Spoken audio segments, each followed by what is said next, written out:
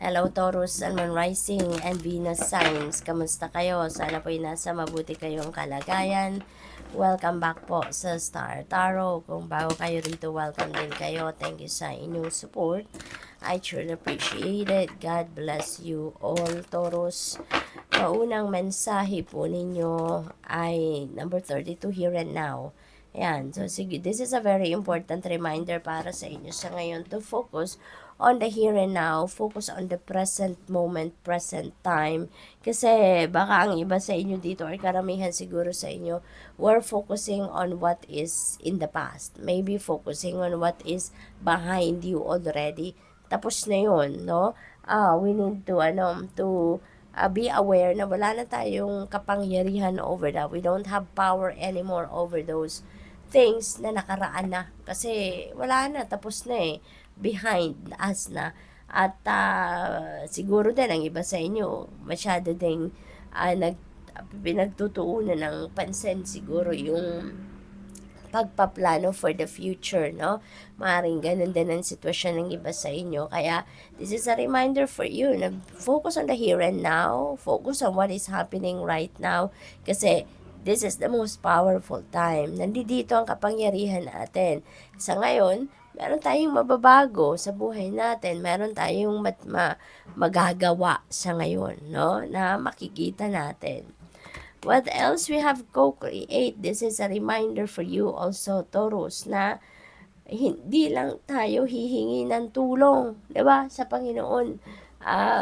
Aasa na lang tayo na siya nang gagawa ng lahat. Siya na ibibigay na lang sa atin, kumbaga. 'Di ba? Kaya nga tulong ang tawag natin doon sa pagdadasal natin, humihingi tayo ng assistance niya. Ibig sabihin, hindi lang siya mag-isa ang magka-create ng bagay na yon na gusto natin, kundi katulong niya tayo, katulong natin siya. Kaya tayo humihingi ng tulong because we are also going to do something, 'di ba? Dito sa physical realm. No, tayo dito yung mag-execute, dito yung mangyayari, 'di ba? Hindi sa kung saan, but dito, right before your eyes. Kaya, ang pinapaalala sa inyo dito na you are co-creating with the divine universe, no? Your reality. Diba? Kung ano yung hinihingi mo, provided that it is for your best interest, provided that it is in the divine plan, no? Para sa iyo, yan ay ibibigay sa inyo, katulong mo ang divine universe, no, sa pag-create ng bagay na yon. We have change in the wind. There is change na mangyayari. There are some transformation happening for some of you, Taurus. Maaring change of place of residence. Baka magre-relocate ang iba sa inyo. Baka magpapalit ng trabaho. Magpapalit ng employer, magpapalit ng bahay, siguro desisyon, 'di ba? Baka meron na kayong nabuong desisyon and maybe you are going to to change that, no? Baka isasantabi niyo muna yung napagdesisyonan niyo na, isasantabi mo muna and you're going to focus on something else. Maaring ganon. Soulmates, wow! So siguro, mamimit nyo na ngayon ang inyong soulmate. O di kaya naman, baka yung soulmate ninyo, kasama nyo na pala. Kasi yung soulmate na to, not necessary na yung soulmate natin ay nagiging romantic partner natin. Sometimes, yung soulmate natin ay kapatid pala natin, magulang natin, kaibigan. So, depende sa inyong sitwasyon. But maybe, yung soulmate ninyo is about to come, no? Sa buhay ninyo. We have fork in the road. Yan, decision. Merong indecision dito si Taurus. May kinakaharap kayong decision making pero hindi kayo makapag decision pa ng final.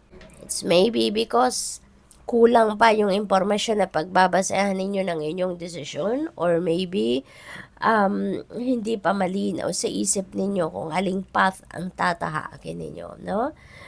What else? We have a leg up, may tutulong sa'yo. It could be the divine universe, it could be your angels, di ba? Na magbibigay sa inyo ng tulong dito in the form of enlightenment and clarity para makatulong sa iyo na makapag-desisyon ka na, makapag-make up your mind na, 'di ba? Or probably there is someone coming in sa buhay ninyo para tulungan kayo sa kung ano man ang inyong kailangan. So, alalahanin ninyo na we are all entitled to receive help from others, okay? Kaya wag kayong magdalawang isip na tanggapin ang tulong na ibibigay sa inyo ng kung sino man because we all deserve it. We all deserve to be helped out. We have number 10, unfinished symphony. May unfinished business kayo dito, Taurus, no? Na iniwan at some point kung saan man. At ngayon, you have that opportunity. Continue, no?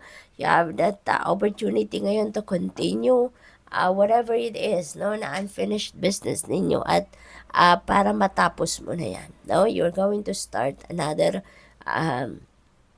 chapter sa buhay ninyo sa ngayon at ipagpapatuloy, babalikan ninyo kung ano yung unfinished business na to at ipagpapatuloy ninyong gawan yan, no? Yung ganap sa ngayon.